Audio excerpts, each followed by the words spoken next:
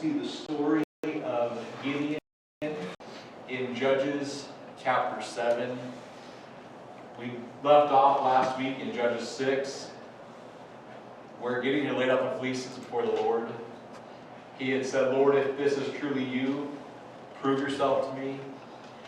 And you know, sometimes we look at a story like Gideon's and we go, how little faith he must have had, right? Because here the voice of God was not just the voice of God to him, it was the actual image of the angel of the Lord standing before him telling him, this is what I want you to do.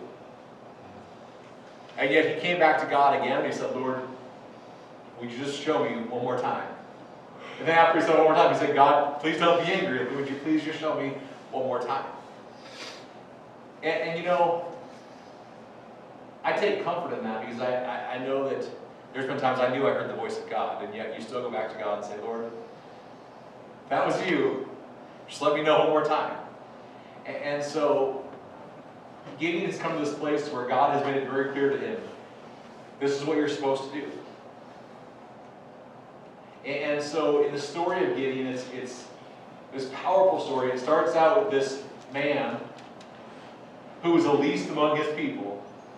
And God says, I want you to be the one who's going to set your people free from the oppression of Midian. And so, if you remember last week, what were some of the steps that were taken? First of all, the conversation between Gideon and the angel of the Lord, he there asks the angel of the Lord, prove to me who you are. And then what happens when Gideon realizes who he's been speaking to? Who knows? When Gideon realizes the conversation he's been having was with the angel of the Lord, what happens? He's scared. He's full of fear because he thinks, I'm going to die because I've seen the face of God, right? I've seen the angel of the Lord face to face. This is going to kill me because he knew the story of Moses, right? And how God said to Moses, no man can see me and live, right? And so here we are in this place where after God confirms to Gideon, I am God, but you're not going to die, but I want you to take some steps. What was the next thing that they had to do?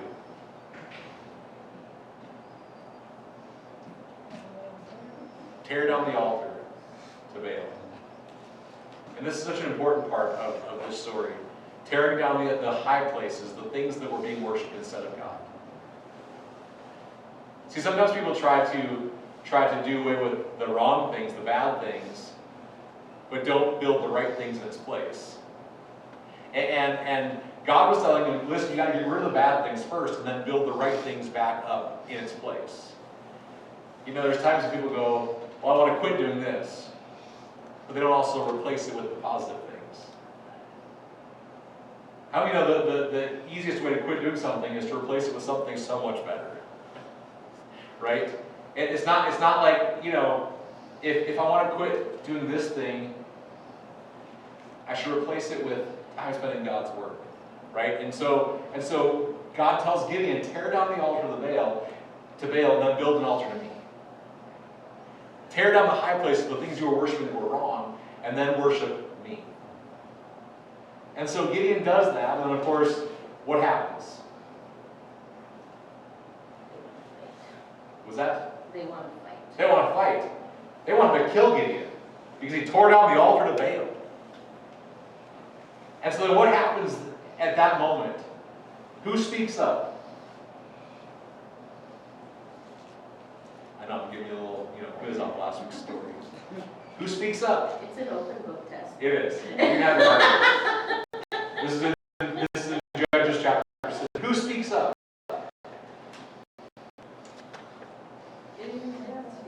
Gideon's dad. And Gideon's dad begins to tell them, listen, that was my altar to Baal. But if Baal doesn't rise up to fight for himself, why are we fighting for him? Right? Gideon's dad's response when all the people wanted to take Gideon out for doing this, Gideon's dad said, you know what? If Baal truly is a god, Baal can fight for himself. But if Baal's not, then why are we going to fight for him? And this is one of those important things, because Gideon's dad is pointing out the fact that this was just a false god. There's nothing this God can really do. And it even brings to the question of, why were we even worshiping in the first place if I knew this? But it makes you think about the things people bow down to today, doesn't it? You know, why do we worship things at times that can't leave us fulfilled? Man, there are people that make sports a god. Listen, I would be the most miserable person if football was a god. Because what?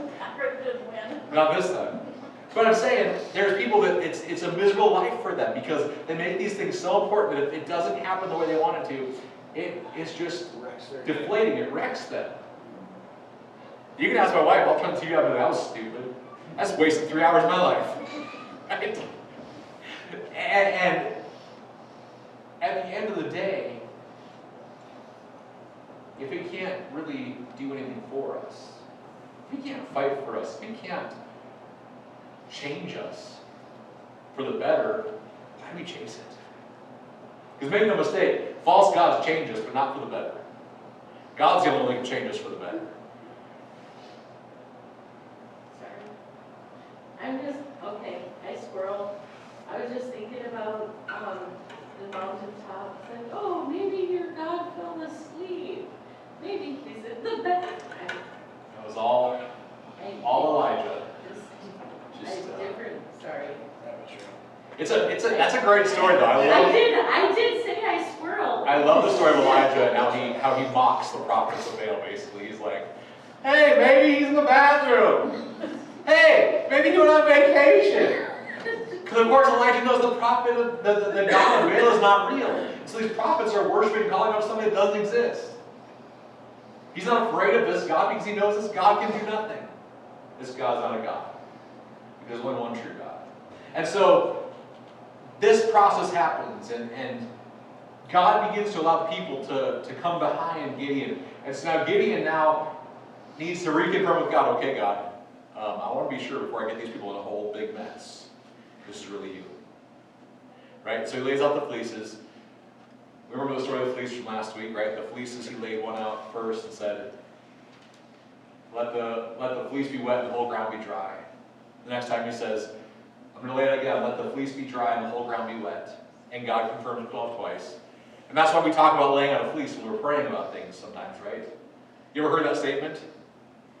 I'm laying out a fleece. I'm asking God for confirmation. That's where that comes from. It comes from the story of Gideon. But now we come into Gideon chapter 7, or Judges chapter 7 in the story of Gideon. I love this part of the story because right after God confirms everything to Gideon, he throws a whole big old wrench in Gideon's plans, right?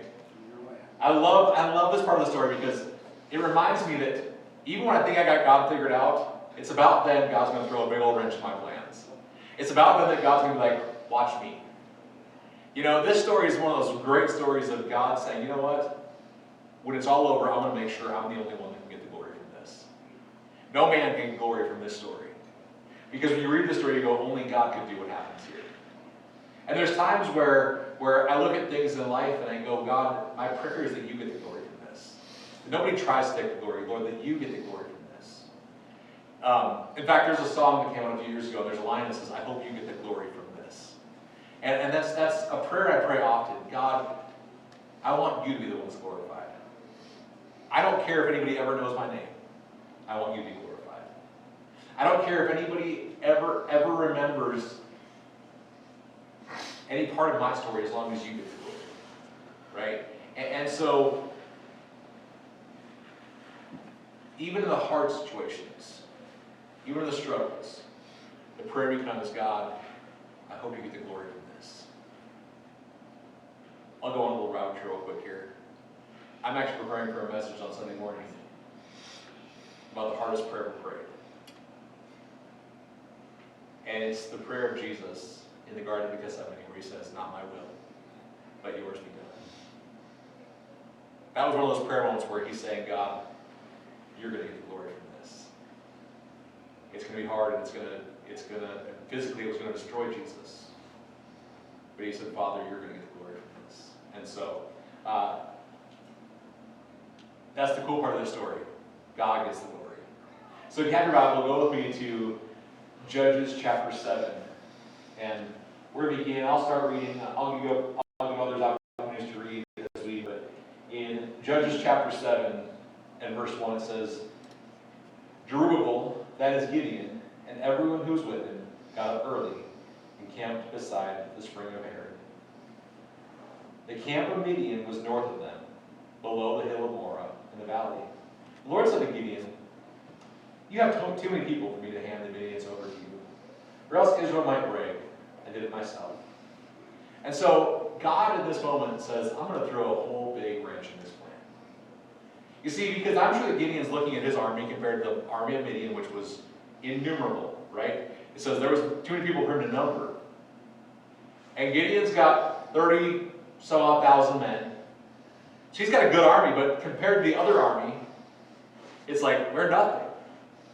It's like, you know, Bismarck's a pretty good sized town, but if you compare it to Los Angeles, it's pretty tiny, right?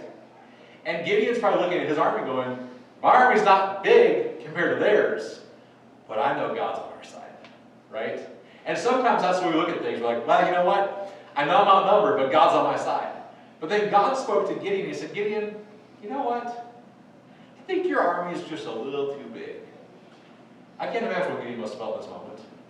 God's confirmed himself over and over. But now God says to Gideon, Gideon, your army's too big. And so he says in verse 3, now announce in the presence of the people, whoever is fearful and trembling may turn back and leave Mount Gilead. And listen to this. So 22,000 people turned back, but 10,000 remained. In a matter of moments, Gideon gets up and says, if you're afraid, you can go back home. And I don't know how I would have reacted, but I think I'd have been in that 22,000. But see you later. I'm going back home. You know, I can just imagine Gideon standing there saying, Lord, I know this is you. And you're standing there with 32,000 mighty men of God. Okay, if you guys are scared, the Lord says you can leave. And more than 2/3 just get up and walk, and he's probably thinking, he didn't know it was going to be that. I mean, I'm just thinking how I would respond. Right? Right. And I'm sure in that place, Gideon's got to be thinking to himself, I don't have enough men anymore. I don't know how we're going to do this now.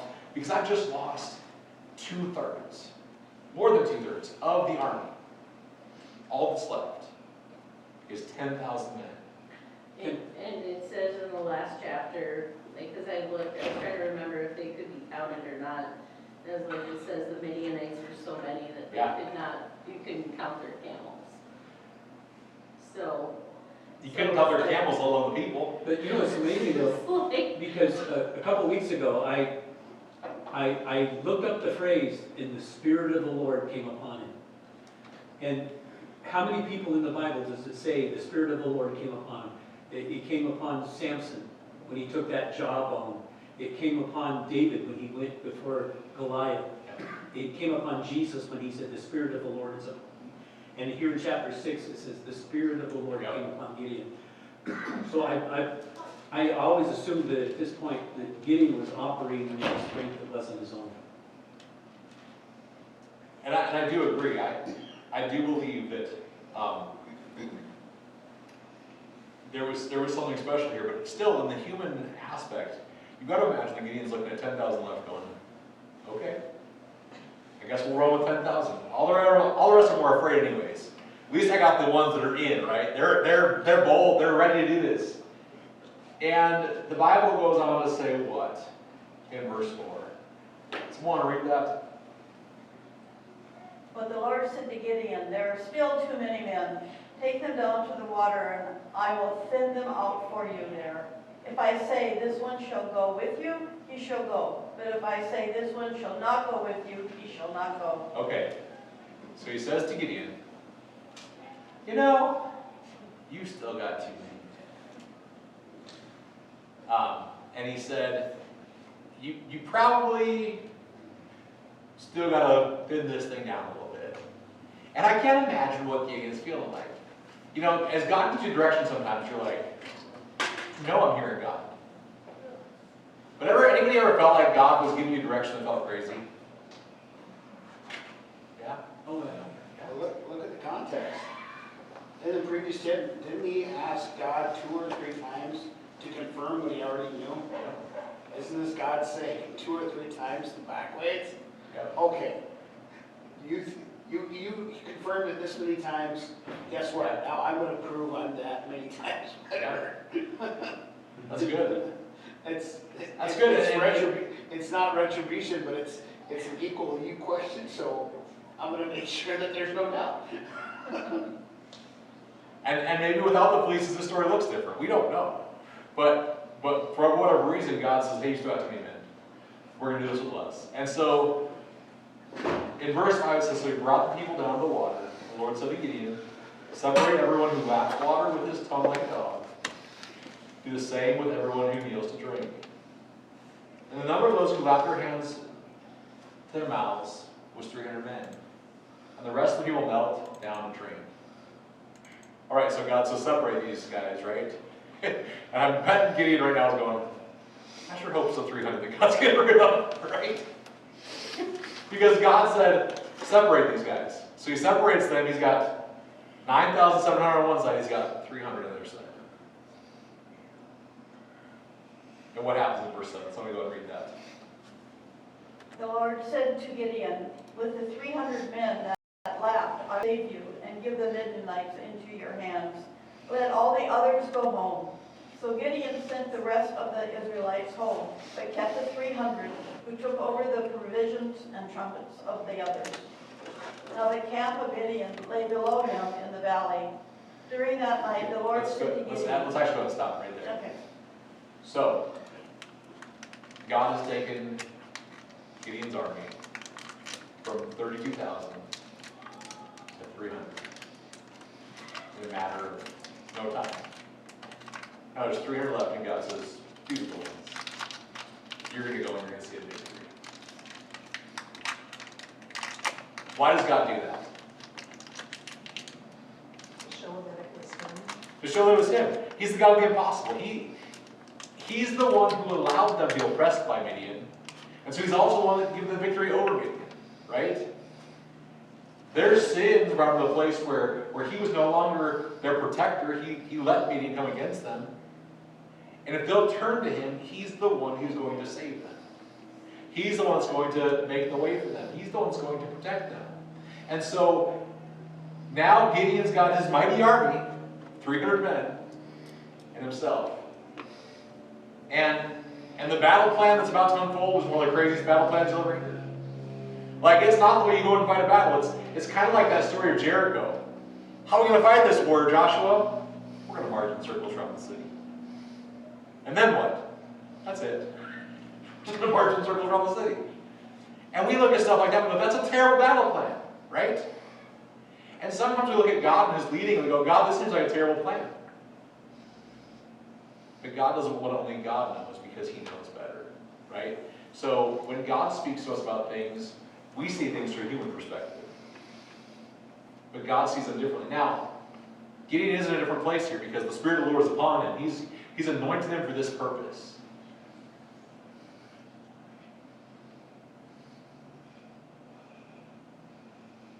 Let's go ahead and read on in verse 9. Anybody can read. During that night, the Lord said to Gideon, get up, go down against the camp, because I'm going to give it into your hands. If you're afraid to attack, go down to the camp with your servant Purah and listen to what they're saying.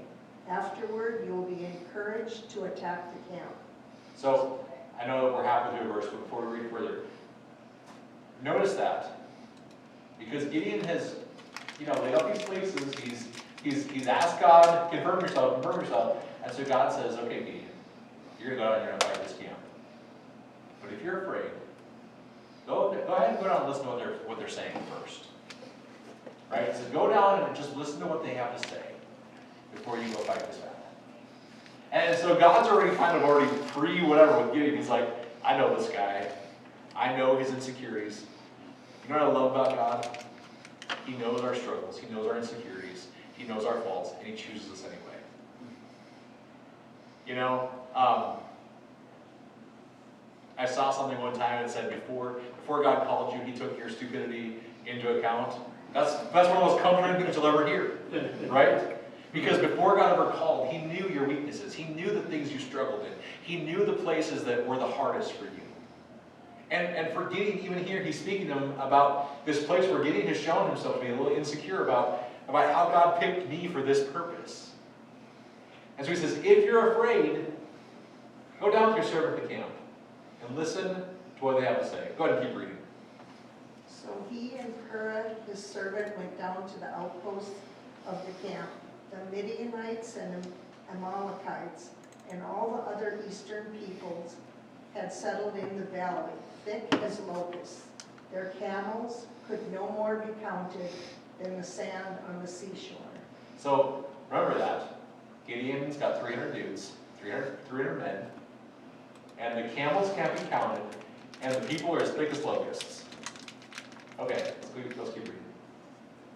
Gideon arrived just as a man was telling a friend his dream. I had a dream, he was saying. A round loaf of barley bread came tumbling into the Midianite camp. It struck the tent with such force that the tent overturned and collapsed. His friend responded, this can be nothing other than the sword of Gideon, son of Joash, the Israelite. God has given the Midianites and the whole camp into his hands. Can you imagine what he must have felt when he heard that? You know, it's very similar to the story of Joshua and Battle of Jericho. There's so many similarities here. Because if you remember that story, what happened when the spies went and began to hear what was being said? They were hearing about Joshua and his mighty army that were coming, that were going to destroy them. The enemy knew God's strength. The enemy knew that once God had anointed and God had chosen, there was no way they were going to win. Your enemy knows that too. The devil knows whom God has anointed he can't defeat. He knows that when you're walking in the power of the Lord, he is not stronger than you.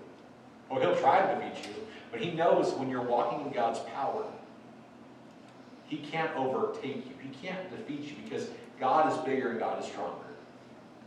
And he won't come with everything he's got. It doesn't mean that people don't sometimes surrender to him. But listen to me, God is so much stronger than the enemy. I heard somebody say one time, what's the opposite of God? God has no opposite. Because the devil is not as evil as God is great. Amen. The devil's not nearly as great as my God is great. And so as Gideon is there listening, he's hearing this dream. And he's hearing exactly what God's been telling him. Now, this isn't somebody speaking directly to him, but you know, there's times that others will see the potential, what God has for you, before you ever see it for yourself. I think for Gideon, he's still questioning, is God really going to do this? Me and 300 guys are going to come and win this battle? How? I would have to question, right? Even walking in the Spirit of the Lord, wouldn't you have to question, how is he going to do this? Because our minds can't comprehend what God can do. What do you think you would have felt in this moment?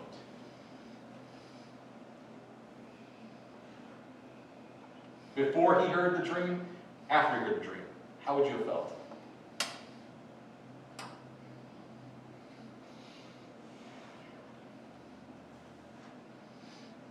Well, I'll just say that oftentimes I think even when you have heard the voice of the Lord and you know, because there are some things you just have to know Yeah. to be able to do what he's doing. that somewhere in the back of his mind, he's thinking, God, is that really you? Yeah. You know, and you have to kind of stop and think, no, I know I heard. Yep. I know I heard the Lord. But he's never done this before. Right. He's never come up against an incredible army with 300 men that most people, when they hear about what he did, or if he were to tell them his plan, they would say, you're crazy. You're absolutely crazy. And at that moment, you can't listen to that because you've already heard from God. And that's the temptation, to listen. That's what I would be doing. Oh, absolutely, absolutely. And I think, like you said, I can't imagine the naysayers in that day, right? When Gideon had 32,000 men, there was probably those saying there's no way he's winning this battle. But then when he had 300 men, I can't imagine the people who were laughing at him, going, they're going to go and get wiped out. I can't imagine even in this day and age, a leader will stand up and share a vision with Christians who mock them because they're like, there ain't no way. And it's clearly something God said, clearly a direction God gave. But we as people can't wrap our minds around it sometimes. And so, yeah, like Gideon, I'm sure he was getting a lot of naysayers, like, what an idiot. What's this guy thinking? Well, I'm thinking about the 22,000 men that went back. Yeah. Well, what are you doing here? They told me I could, and there's 22,000 of them. And then here, thousands more, only 300 out of the 10,000, 9,700 of them come back.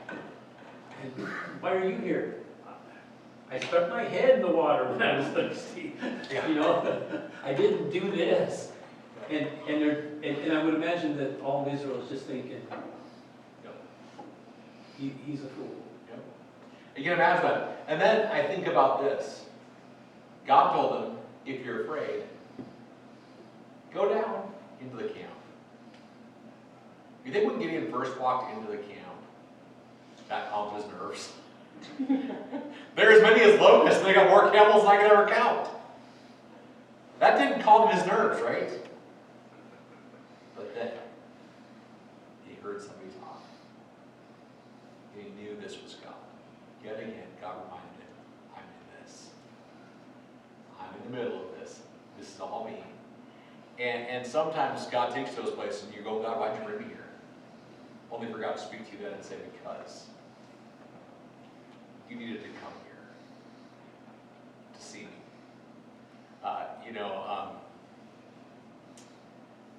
I've shared this story before, and maybe not with all of you in the room, but right after we relaunched this church as Refuge,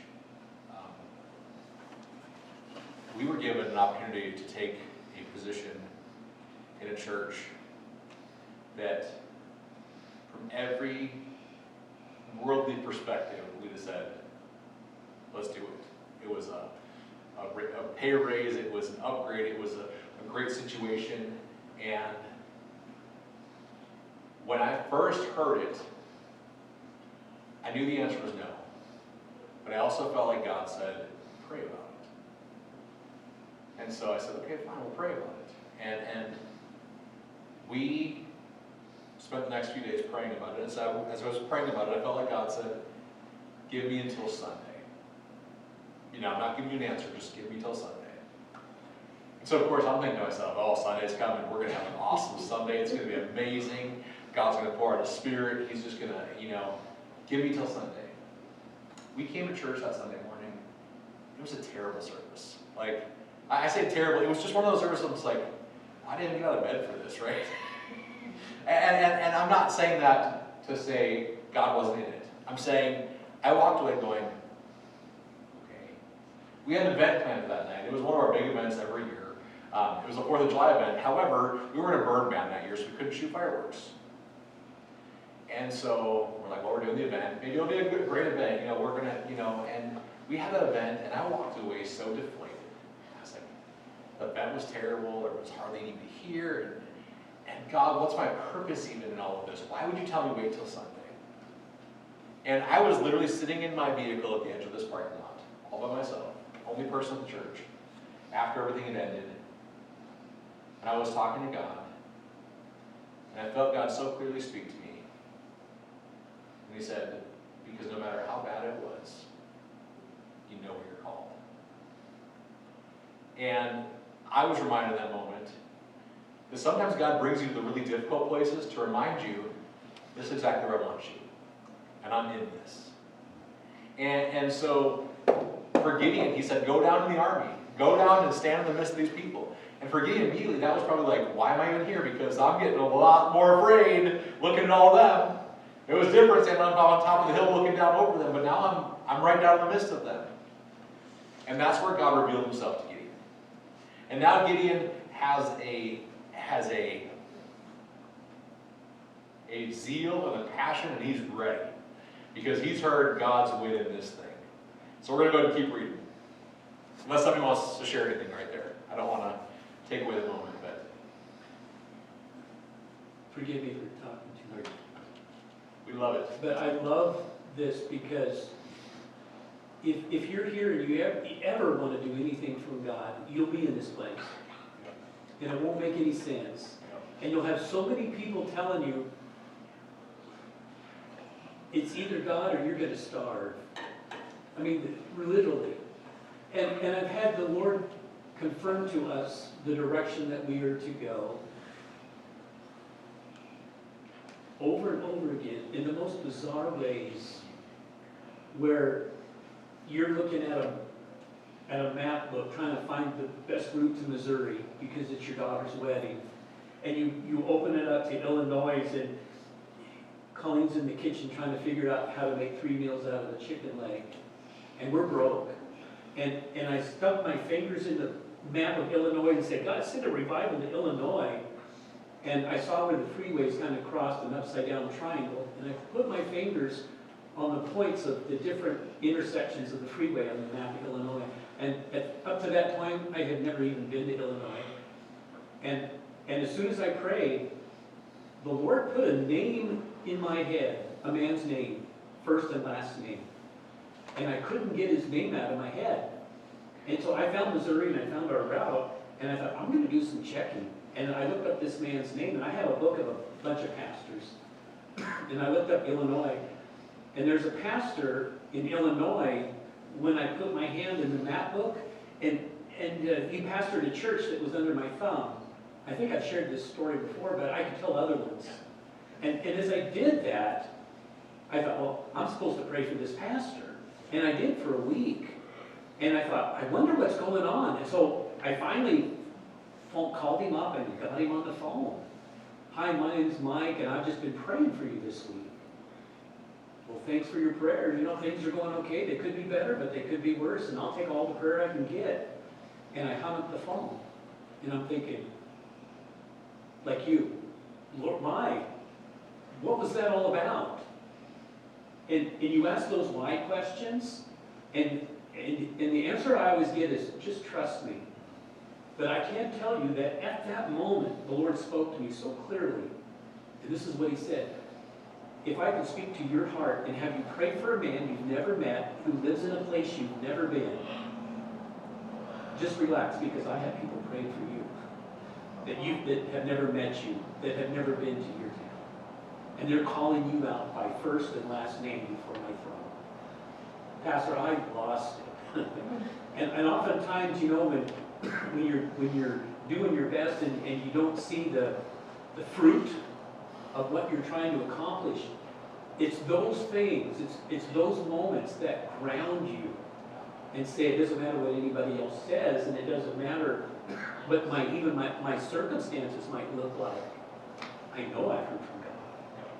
And I think the Lord gives us those moments to know this, is that it doesn't, you know, that's why we walk by faith and not by sight. There are just times when you're put in a situation like Gideon where you have to know. You just have to know. And nothing else matters but knowing that. And I'm done. Yeah. No, I think the beauty of life is, you know, we all like mountaintops. but we grow so much in the valleys, and God confirms himself in the valleys in so many ways, in the struggles, in the hardships, in the things that, you know, the situations that we may not want to be in, but God says, I have you here for a reason.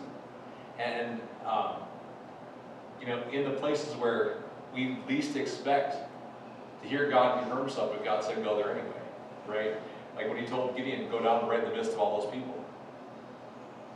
And God could have confirmed himself on the hill. But there was a different kind of confirmation that came when Gideon was standing there in the midst of the enemy, and God confirmed himself. I am truly in this. I'm going to bring the victory. There will always be an easier route. Yep. Well, I mean, and the confirmation comes extremely differently when it's coming from the people you're going to defeat over, like, that dream and interpretation wouldn't have meant as much if it came from one of the 300. Right. And yeah, if that dream had been dreamt by somebody who's sitting beside him, you know, Gideon might have been like, yeah, okay, cool, you know. But when that word comes directly from the enemy, now it's like, oh, okay, God really is in this. So we're going to go ahead and keep reading on in verse 15. It says, when Gideon heard the account of the dream and its interpretation, he bowed to worship. I love that. He bowed to worship right then and there. You ever just been so overwhelmed by the presence of God, so overwhelmed by something that God's doing, you can just bow and worship? I mean, there's times I'm just overwhelmed by the goodness of God. You know, there's times when all I can do is say thank you, God. All I can say is like I'm just blown away by what God's doing right here, right now. So it says, he returned to Israel's camp and he said, get up. The Lord has handed the Midianite camp over to you. This may be the most confident we heard Gideon in this whole story. He says, get up, because the Lord has handed them over to us. This thing is done, right? Gideon, 100%, this thing is done. I know God has done it. And so he says, then he divided the 300 men into 3 companies and gave each of the men a trumpet in one hand and an empty pitcher with a torch inside it in the other. Now, this is interesting, right? Because it doesn't say he gave each man a sword. It doesn't say he gave each man a spear or a shield. He gave each man a trumpet and each man a water pitcher with a torch in it. Now, I've seen war. Those don't sound like weapons of war, do they? That doesn't sound like the right kind of weapons. A trumpet, we know there was trumpets for the battle cry and all that stuff, but each man a trumpet. There probably wasn't enough trumpets for all the guys until everybody left. Now there's all these trumpets, and so now bring it to trumpet, right? And a trumpet and a pitcher and a torch. That's what they get. He gave every man of each. And he goes on. Somebody want to read it for us, starting in verse 17. And he said to them, look at me, then do likewise. When I come to the edge of the camp, just do just as I do. When I and all who are with me blow the trumpet, then all around the camp will also blow the trumpets and shout for the Lord and for Gideon. So he says, when we get there, guys, just pay attention, okay? And when you see me do it, you all do it too. Now, 300 men must be thinking to themselves, the worst idea for us, if we're going to go defeat this enemy, is to go ahead and just let them know we're here, right? Blow the trumpets, what? There's 300 of us. You can't number them. I have to imagine this battle plan, like they're waiting for the rest of it. Like, okay, what next? Right? If I'm one of these soldiers, I'm thinking, okay, this is not what I was expecting. And yet there's something special about these 300 men. Because even in their selection, they were selected because they were the ones that dipped their hands in the water and stayed alert the whole time, to drink the water. They didn't stick their heads down in the water to drink. They stayed alert. So these men were special. They were chosen by God for this purpose. But still, I can't imagine when Gideon says, this is how we're going to do it. Like, I've heard pastors get up and tell the church, this is how we're going to do it. Does it really? That's how? Right? Because it may sound crazy sometimes. It's the same thing when Joshua stood up and told people and said, this is how we're going to do it. Really, Joshua? Are you sure? And so, but Gideon says, we're going to blow the trumpet, and then you will say, for Yahweh and for Gideon, or God has given you over to Gideon, whatever your translation says. So go ahead and keep reading somebody in verse 19. And Gideon and 100 men who were with him went to the outpost of the camp at the beginning of the middle watch, after the sentries had been stationed. They blew their ram's horn, or trumpet, whatever, and broke the pitchers that were in their hands. The 3 companies blew their ram's horns and shattered their pitchers. They held their torches in their left hands and their ram's horns to blow in their right hands, and they shouted, a sword for the Lord and for Gideon. Each Israelite took his position around the camp, and the entire Midianite army began to run. And they cried out as they fled. All right, so all they do is stand there,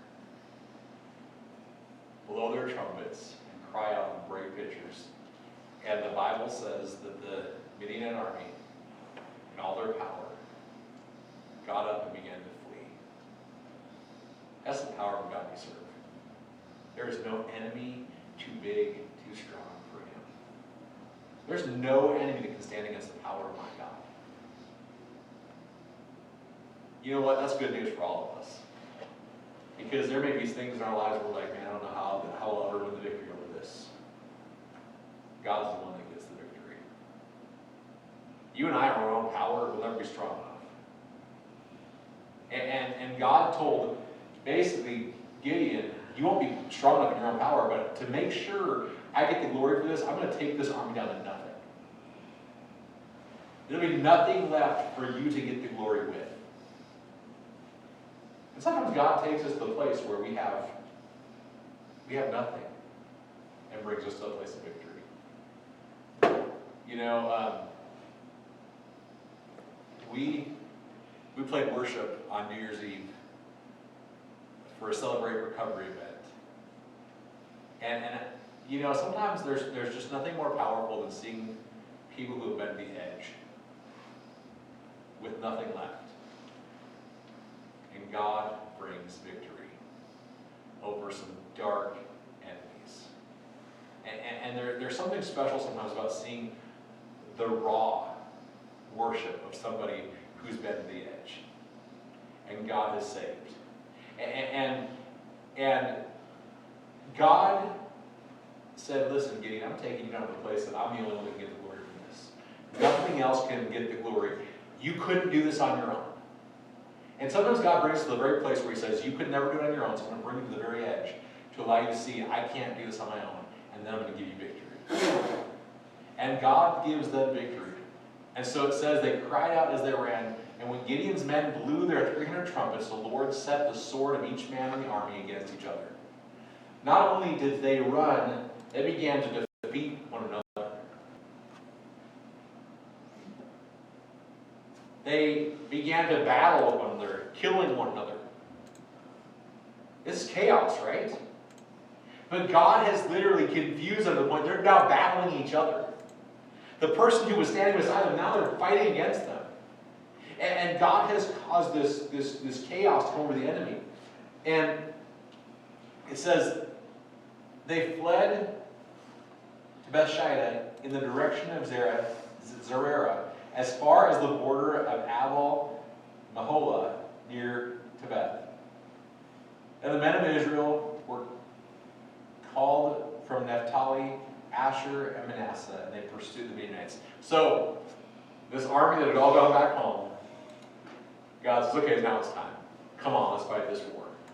Let's win this battle. All the men who had gone back home Hey guys, we're winning. Come on, fight with us. And what do? They all come back. Well, if we're winning, I guess we'll come fight. We're not afraid anymore because we see God bringing the victory. And so here we are in this place where God brings 300 men. Just picture that in your head. Picture in your head what's happening here. More camels than they could count. Men as numerous as locusts. You ever seen news stories about swarms of locusts when they come into some place? There's been different ones about different parts of the world where locusts have come in and just completely destroyed the entire areas, their crops and everything else, because the locusts come in so heavy and so thick, huge grasshopper type bugs, and they destroy everything. And it says these men were as thick as the locusts. That means there were so many of them. There's 300. Gideon is 300 men. And here they are, fighting this battle. Can you just picture that? Just picture it in your head. Imagine something like this. 300 people going standing at the four corners of a major city and saying, God's going to bring victory. Imagine it. Like, it seems crazy. If there was that many people, there's no way they all heard the trumpet sound. Not without the power of God, right? With all those people, I think about this and I go, this is crazy. How did the different, Gideon's different groups, what do they call them, whatever, how did they all see each other? If there was that many people? Okay. I can't whatever. even, how did they? I don't know, because he said do as I do, but how did they When all you see me, when you hear me. Okay. Maybe. I mean, God's in it, right? Well, Yeah. if it was dark, it was the middle of the night, Yeah, and when Gideon lights his torch and he smashes the pitcher, well, I suppose then you could these probably see people the are light. asleep, they're not dressed, they don't have their armor on, Yeah. and then they see 300 lights all the way around them, and they hear all this crashing. Yeah. They're thinking that each light might represent 72,000 Yeah. men, and they're being surrounded, and people are shouting, and they're half asleep, picking up their swords and swinging. Yeah. I just think it's so funny that Gideon and his whole army, nobody had a sword. No. I think the one part of the scripture that we're missing is actually way up in verse 1. By the hill and the valley, in the valley. So if the camp was in the valley, and they're in the hill surrounding it, and they could hear, from there you could hear the echo in the valley and see the lights from the torches. And say, oh no, we're surrounded. Chaos. I think that's what I get from it. I look at this and I see that the camp was in the valley. Well, and then do you ever consider this? Think about the story of, is it Elisha? I always get this one mixed up. Elisha or Elijah? The angel armies. Is it Elijah or Elisha? Anybody? Help me out, somebody. That's usual. Elisha? I think so. I think it's Elisha too. I was with theologians in the room, pastors, whatever. Okay, so the story of Elisha, right? Where his servant goes out and he sees those vast armies surrounding him. Yeah, Elijah. Any- Elijah or Elisha? Elisha. Okay. And he's immediately afraid. But when Elisha looks out, what does he see? He sees the army of God surrounding the enemy. And he says, go look again. He goes and looks again, and now his servant can see the army of God.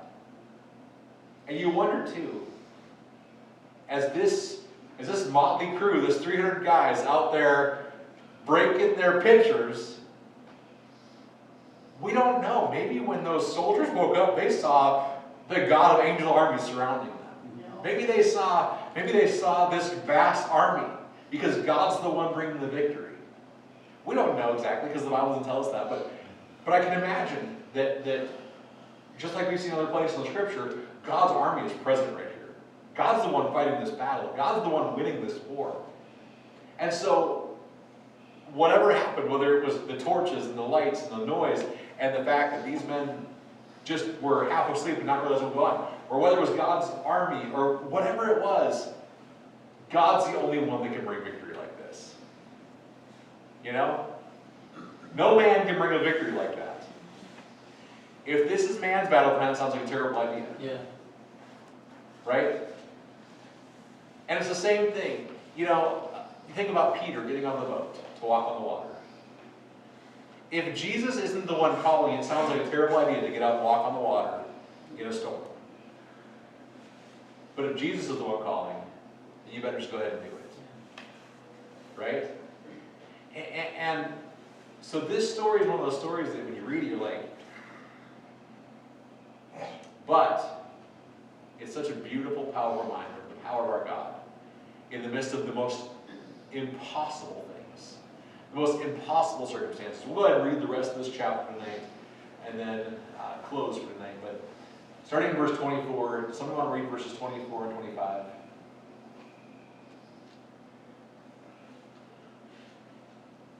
Everyone's looking at the names when they don't want to read. Gideon sent messengers throughout the hill country of Ephraim, saying, "Come down against the Midianites and seize the waters of the Jordan ahead of them as far as Beth Barah." So all the men of Ephraim were called out, and they seized the waters of the Jordan as far as Beth Barah. They also captured two of the Midianite leaders, Oreb, Zeb.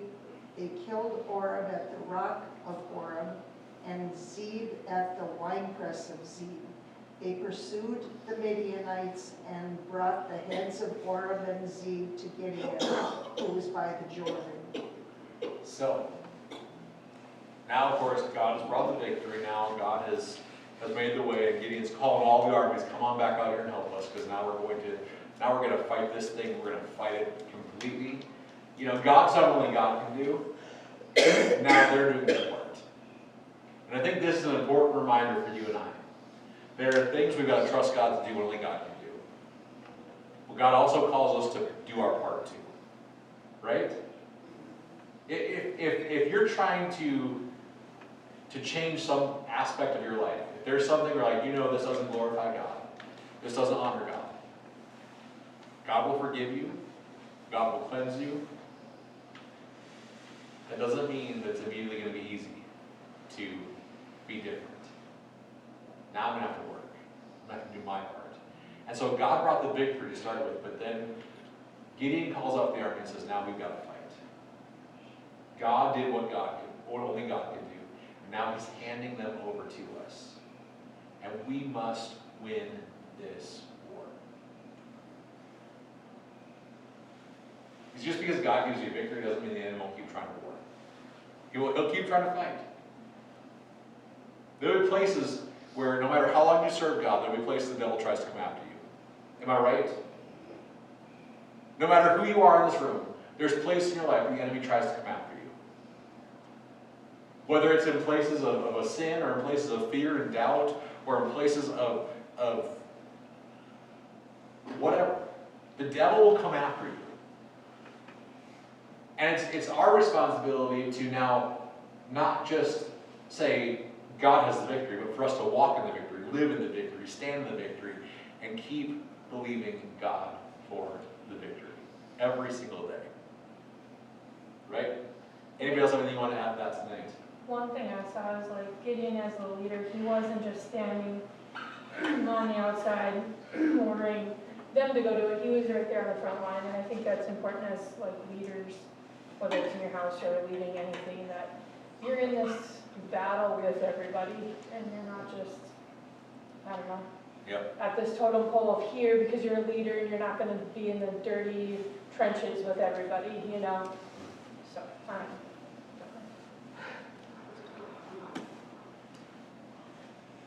All right. Well, as we close tonight, are there prayer requests? I didn't take those to start, so I'll take them to close. Pray for me. Yeah.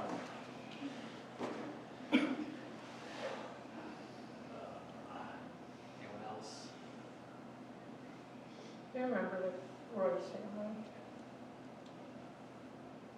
And a friend who's in her 40s who is fighting a very serious battle of cancer right now.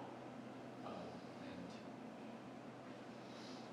their latest update yesterday was the tumors are growing rapidly, and so they're trying to do treatment, radiations and things. She's had 190 radiation treatments already. They're trying a different. What was that? Her name is Victoria. 190 190. She's radiation treatments. she's 42. okay. No, 44. I think 44. I know, 44. But they've got 8 kids. Youngest is 5, I believe. No. Oh, yes. Yeah, I think she's 5. Yes, okay. Oldest just got married a few months ago. Amelia is in Essentials. That's the she's- youngest. What? I said, yeah, you're right, she's not the youngest. Okay. Sorry. Too many.